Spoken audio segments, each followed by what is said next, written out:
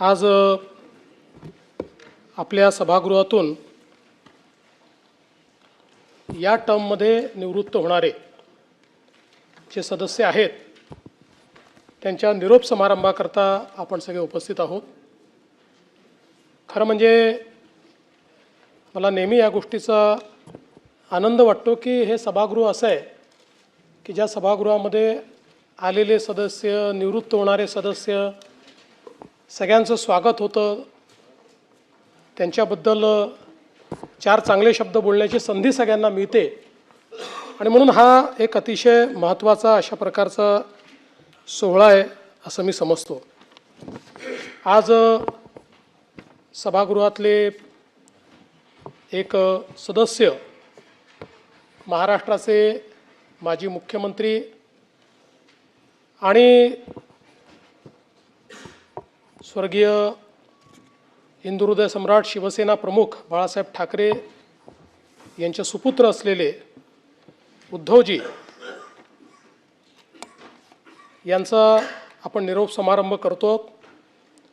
खरं म्हणजे मी असं म्हणेन की राजकारणामध्ये मतभेद असतात, अनेक वेळा वेगवेगळ्या भूमिका असतात, कधी आपण सोबत असतो, कधी संघर्ष करतो, पण या पलीकडचं देखील एक नातं हे राजकारणामध्ये असतं आणि ते नातं असतं सहप्रवासाचं।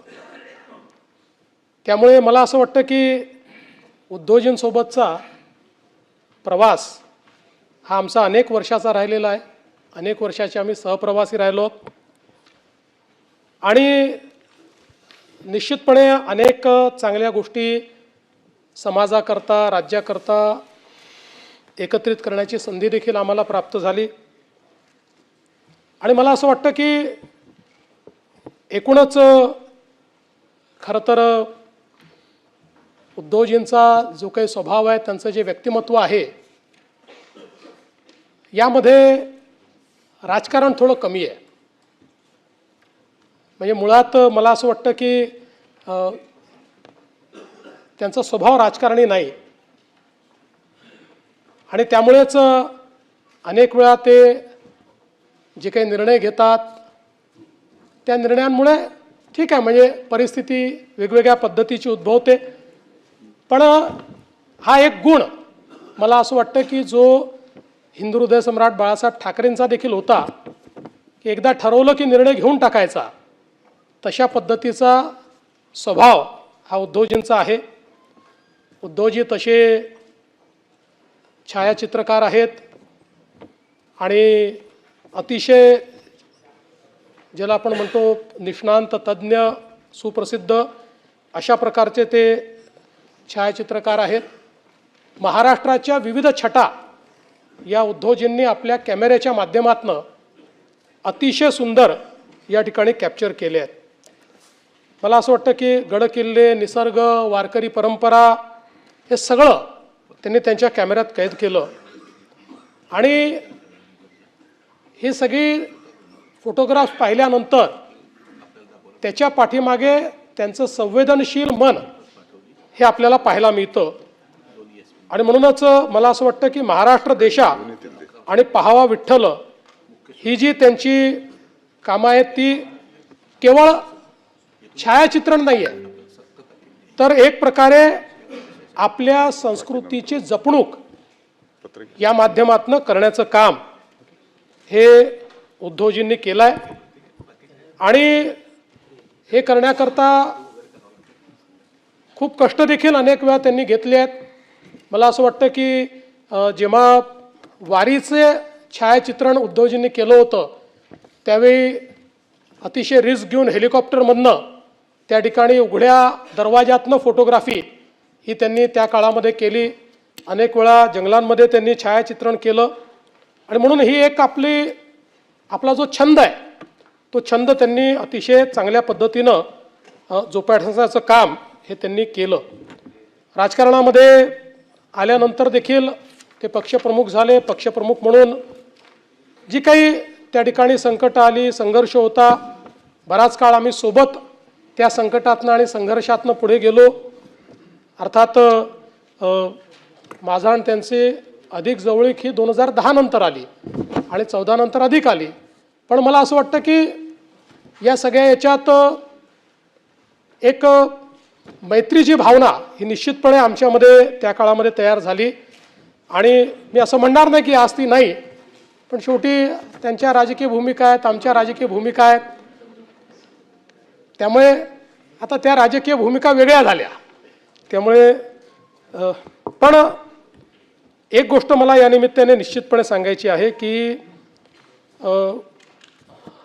राजकारणामध्ये काम करत असताना अनेक वेळा मी हे बघितलं की एखादा निर्णय घेत असताना त्याच्या परिणामांची त्यांनी चिंता केली नाही. आणि विशेषतः एक जो गुण म्हणजे त्यांची शिवसेना असो की आमच्या शिंदेसाहेबांची शिवसेना असो, जो हिंदू हृदय सम्राट शिवसेना प्रमुख बाळासाहेब ठाकरेंनी या ठिकाणी एक राजकारणात वेगळा पायंडा पाडला की सामान्यातल्या सामान्य माणसाला देखील, ज्याला राजकीय चेहरा नाही अशा व्यक्तीला देखील राजकीय चेहरा देणं आणि त्यातनं राजकीय नेतृत्व उभं करणं, मला असं वाटतं की हा जो गुण आहे हा निश्चितपणे शिकण्यासारखा आहे. बाळासाहेबांनी निश्चितपणे तो गुण आपल्या सर्वांना दिला, उद्धवजींनी जोपासला. आज शिंदेसाहेब देखील आपण जर बघितलं तर राज्यसभेच्या यावेळेच्या निवडणुकीत त्यांनी ते जपण्याचंच काम या ठिकाणी केलेलं आपल्याला पाहायला मिळतं. एक गोष्ट आहे की पु ल देशपांडेंना कोट्याधीश म्हणतात, पण पुलंनंतर जर कोट्याधीश ही उपाधी कोणाला द्यायची असेल तर ते मी उद्धवजींनाच देईल.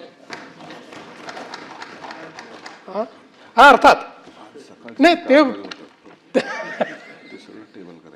कागदांच्या नाही, शब्दांच्याच. आणि मला असं वाटतं की त्यांच्या बोलण्यामध्ये अनेक वेळा आपण पाहतो की मिश्किलपणा असतो, अनेक वेळा सहजतेनं, म्हणजे त्यांची जी काही भाषणाची पद्धत देखील आहे ही देखील अतिशय सहजतेनं बोलण्याची किंवा एखाद्या संवादाची अशा पद्धतीनं ते या ठिकाणी सातत्याने बोलताना आपल्याला दिसतात. अनेक वेळा ते भिडताना दिसतात, खूप जोरदार अटॅक करताना दिसतात, जोरदार प्रतिवाद करताना दिसतात, पण त्याचा मूळ स्वभाव तो नाही आहे. त्यांचा मूळ स्वभाव जो आहे तो मला असं वाटतं की थोडा शांत आहे, संयमी आहे, संबंध ठेवण्याचा त्यांचा मूळ स्वभाव आहे. पण राजकारणात आपल्याला वेगवेगळ्या प्रकारचा आवेश आणावा लागतो, त्याप्रमाणे तो आवेश देखील आणताना आपण त्यांना पाहतो. पण या सगळ्या परिस्थितीमध्ये मला एक गोष्ट निश्चितपणे अशी वाटते की आता या सभागृहामध्ये ते 6 वर्ष होते, कदाचित त्यांनी ठरवलं तर पुढच्या वेळेसही ते 6 वर्ष या ठिकाणी येतील. पण उद्धवजी, आम्हाला या सभागृहात तुमच्या कोट्या कमी ऐकायला मिळाल्या. त्यामुळे जर तुम्ही निर्णय घेतला आणि पुढच्या वेळेस पुन्हा आलात तर जरा जास्त कोट्या तुमच्या आम्हाला या सभागृहात ऐकायला मिळाव्यात, अशा प्रकारची माझी अपेक्षा आहे. आता खरं तर आम्ही एकत्रित होतो, आता 19ला काय झालं, जे काय झालं, आम्ही वेगवेगळे झालो आणि म्हणून मला केवळ एक शेर या ठिकाणी ऐकवायची इच्छा आहे. 260, 259 आजचं जे राहिलेलं कामकाज आहे. साजिश की सौगात पहनकर बैठ गए, अनचाहे हालात पकड़कर बैठ गए. साजिश की सौगात पहनकर बैठ गए, अनचाहे हालात पकड़कर बैठ गए. जिनको मेरा हाथ पकड़कर चलना था, हैरत है वो बात पकड़कर बैठ गए.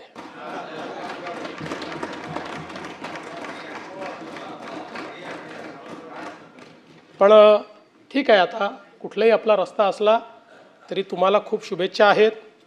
तुम्हाला उत्तम आरोग्य मिळो, तुमचं नेतृत्व अशाच प्रकारे सगळ्या पक्षाला मिळत राहो आणि राजकारणामध्ये तुमची प्रगती होत राहो, अशा प्रकारच्या शुभेच्छा आज पुन्हा नाही, पुन्हा येईन माझा आहे. पुन्हा भेटू, नाही ते तर भेटूच, त्याला काय.